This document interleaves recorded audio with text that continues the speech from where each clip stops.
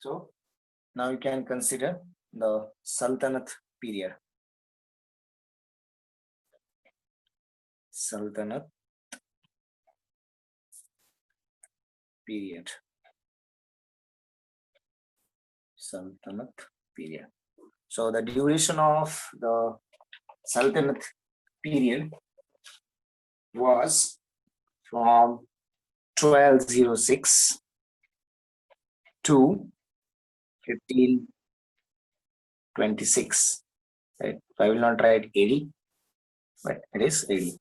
So here you can consider very first Sultanate, that is called Delhi Sultanate.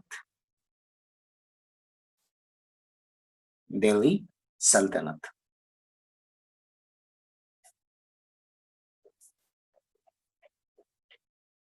Fine. So what was the background of this Sultanate? That is the case. Right. So you can always consider, right, background for Delhi Sultanate. So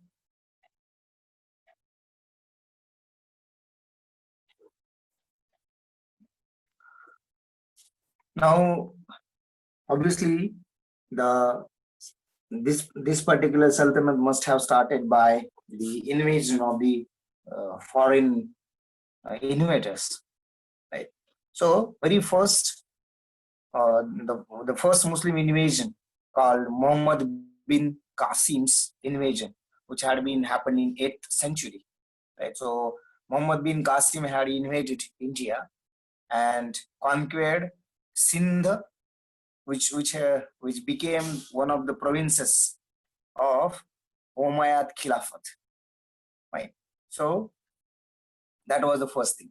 Then later on, the Turkish invader, whose name was Muhammad Ghaznavis, right? So who had invaded in 10th century, right? And Sultan Muhammad Ghazni led about 7 different expeditions to India, so that to enrich himself by taking away the wealth of India.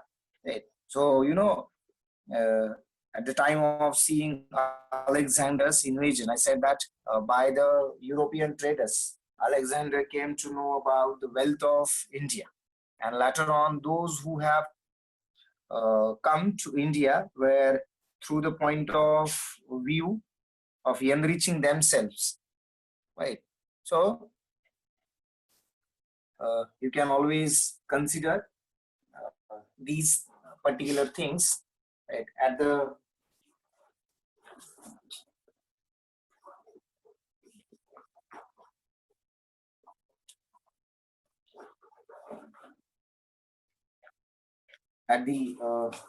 invasions by the foreigners to the India. So that would be the case. You can always consider them. Now here, if you consider, as I said, the invasion by Muhammad Ghaznavis, right? So he wanted to enrich himself by taking the wealth from India, right? The same thing had been done by, you can consider by the Britishers, right? So that would be the case. You can always consider, right? So here you will be always, sorry.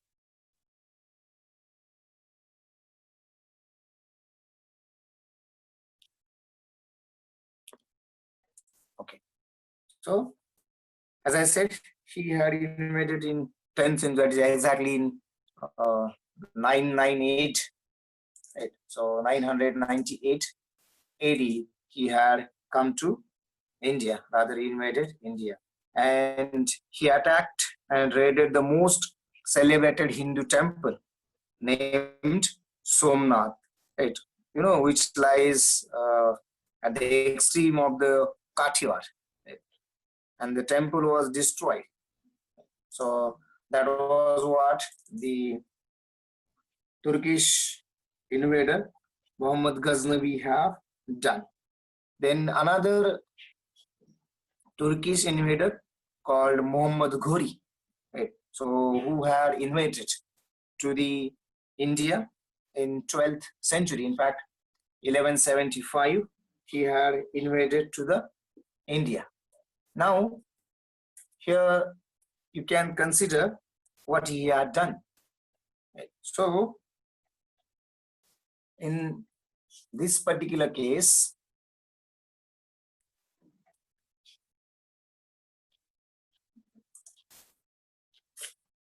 okay, I think, okay, I will write first.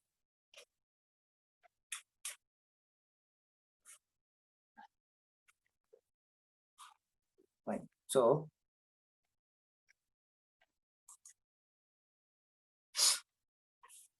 the first invader you can consider, his name was, okay, I will write first.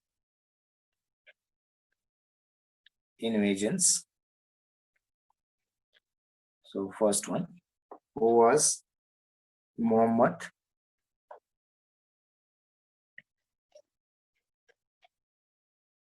bin Qasim, right? Muhammad bin Qasim, who had invaded, right? You can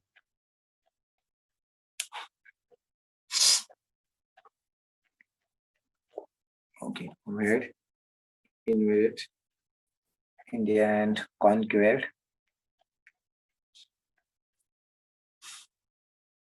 Sindh. Right. So this was in, I think, 1712. So right, in 1712 AD. Right. So you can consider this particular thing. Now, if you, what I can say, yeah, this was the first one. Then later on, the second invader, you can consider Muhammad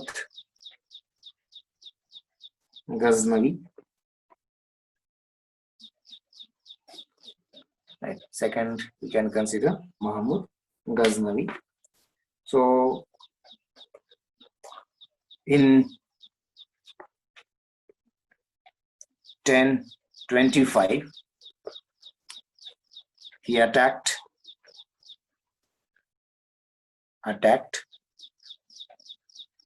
Somnath temple and destroyed it. तोड़फोड़ केली त्याची. And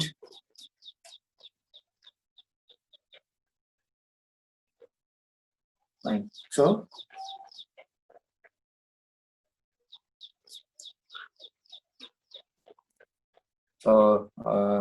yes, it is okay. What I have right, Muhammad Ghazni, yes. And the next one you can consider, right, the third invader, Muhammad Ghori. Muhammad Ghori, right? So, who had invaded India and led the foundation of, right, and led the foundation of Muslim dominion in India, right? So he may be considered the founder of Muslim rule in India, right? So can be considered as a founder of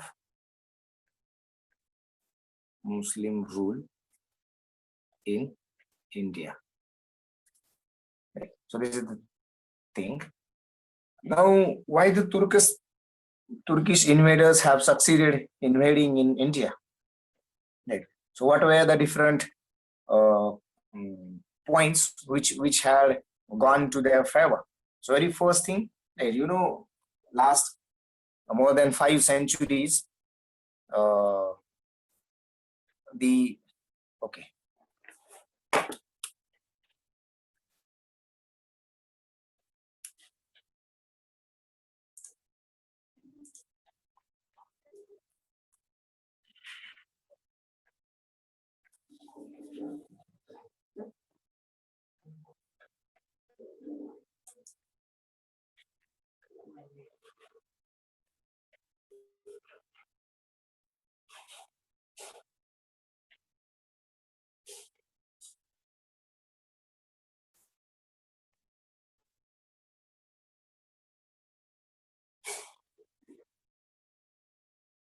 finished.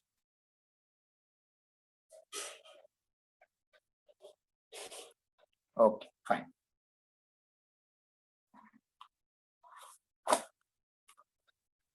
So, a founder of Muslim rule in India. Okay, so what were the reasons, right? So, if you consider reasons of,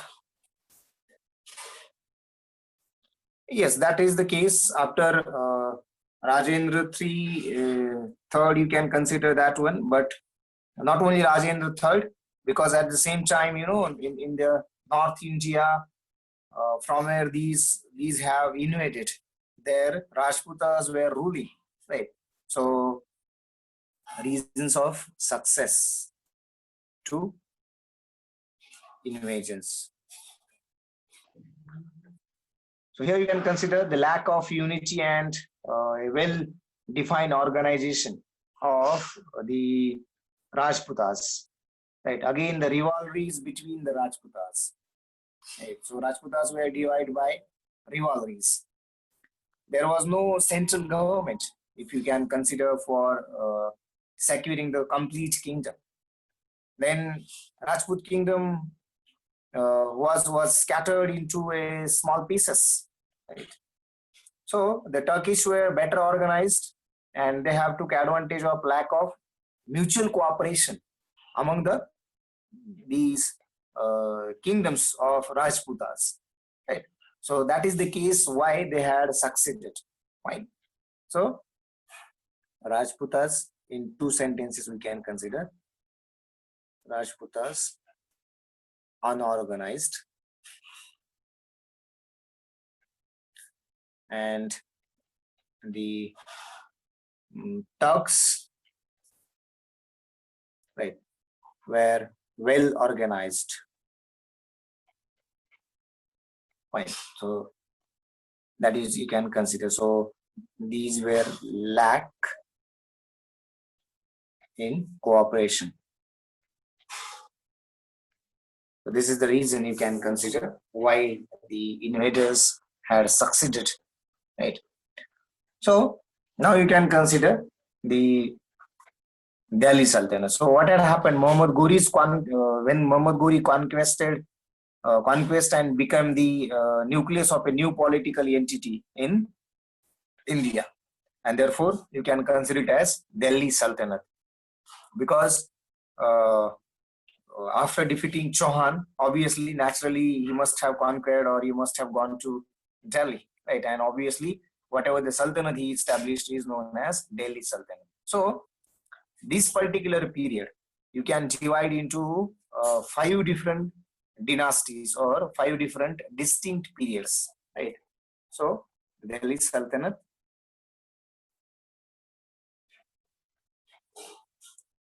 in Delhi Sultanate, you can consider 5 categories or 5 different periods. So very first one, we can consider the slave dynasty. Slave dynasty. So it longed from 1206 to 1290. Second, you can consider in this the Khilji dynasty. The Khilji dynasty. So it extended from 1290 to 1320. The third dynasty, that is the Tughlaq dynasty. The Tughlaq dynasty. So, which extended from 1320 to 1414. 1414. Then later on, the Sayyid dynasty had ruled, which was from 1414 to 1451. And the last period of Delhi Sultanate you can consider is the Lodhi dynasty. The Lodhi dynasty. Right. So which was from 1451 to 1526. So these were the different periods of Delhi Sultanate you can always consider. Right. So in this one, so very first one is the slave dynasty.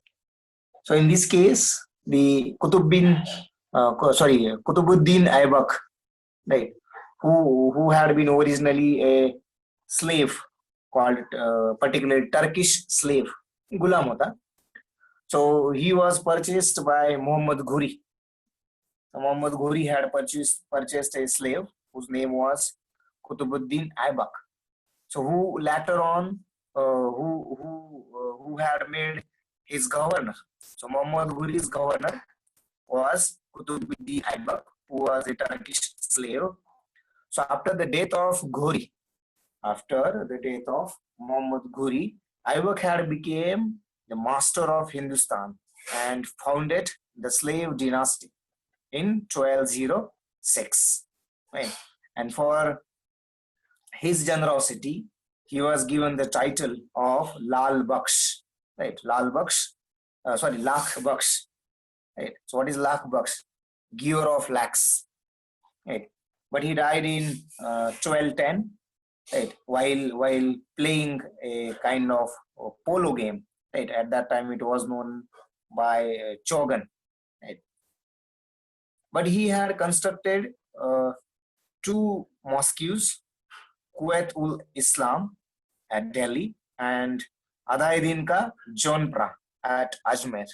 Right? So these were the two mosques which were built by the Kutubuddin Aibak, right, when he became the ruler of the slave dynasty, rather the first ruler of slave dynasty.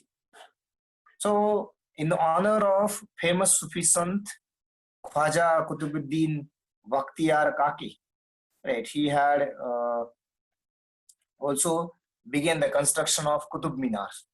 Right. So in the honor of famous Sufi Sant Khwaja Kutubuddin Bakhtiyar Kaki. And Aibak was a great patron of learning and patronized writers.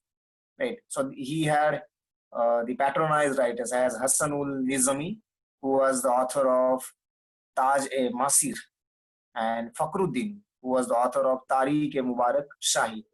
So basically here, Aibak was a great patron of learning and he had patronized the writers. Right? So that is the case. If you consider in modern India, right, Maharaja Sayajirao Gaikwad and later on Shahu Maharaj, right, they have patronized Dr. Babasaheb Ambedkar for his higher studies.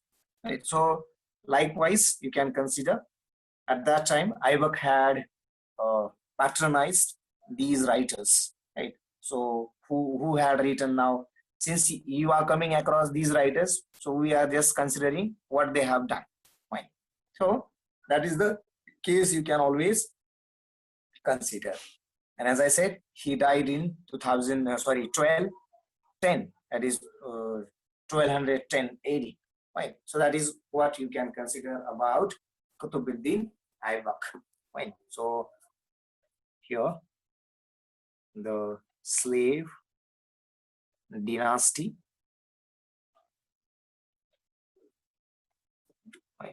So again, you can consider 1206 to 90. And among this, the first one, Kutubuddin Aibak, right? So from 1206 to 12010, right? For 5 years around, he was the ruler. So basically, he was a Turkish slave, right? He was purchased by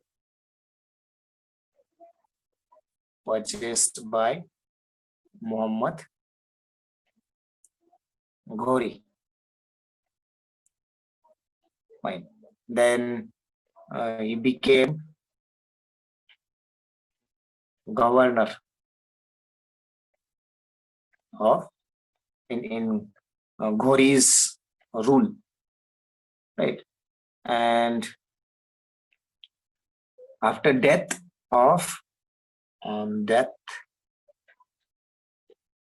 Muhammad Ghori, right, he became the master of Hindustan. He became master of Hindustan and established the a slave dynasty, right, in 1206. Fine. So he was titled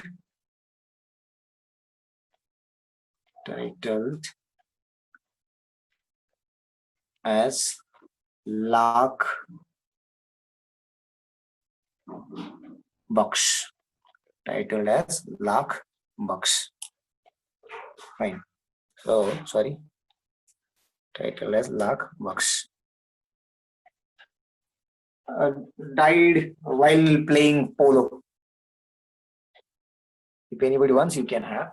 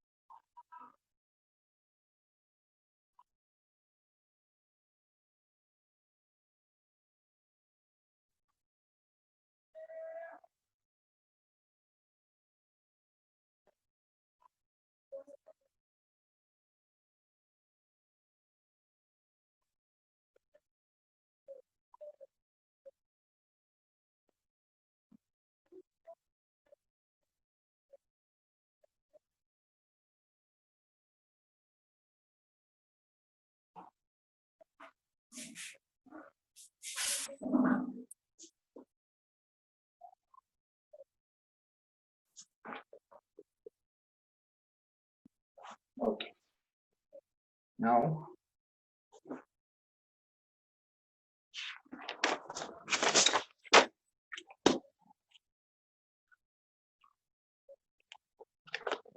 so titled as Lakh Baksh.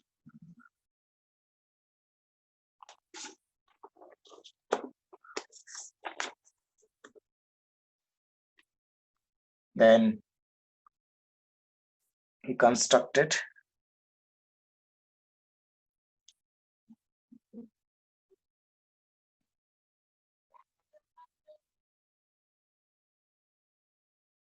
yes. So constructed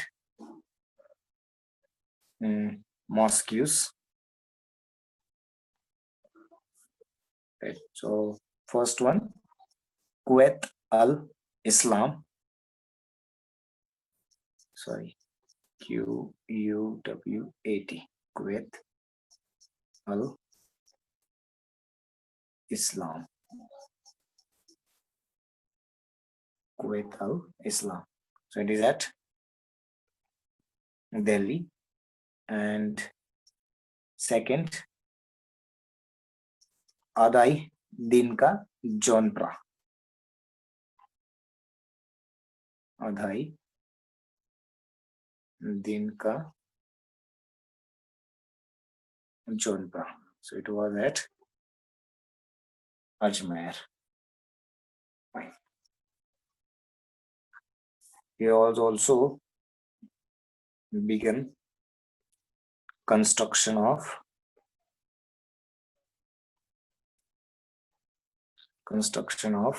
Qutub Minar.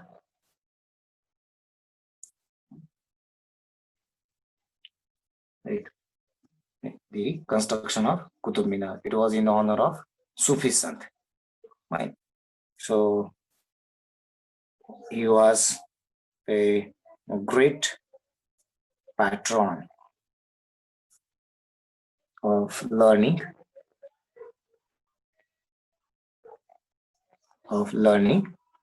and patronized writers. So first writer you can consider here is the Hassan un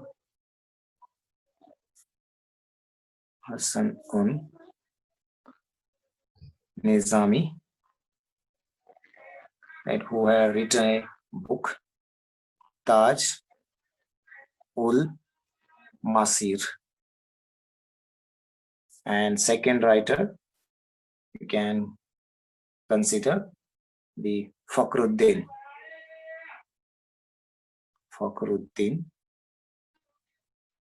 who had written the Tariq-e Mubarak Shahi. Tariq-e Mubarak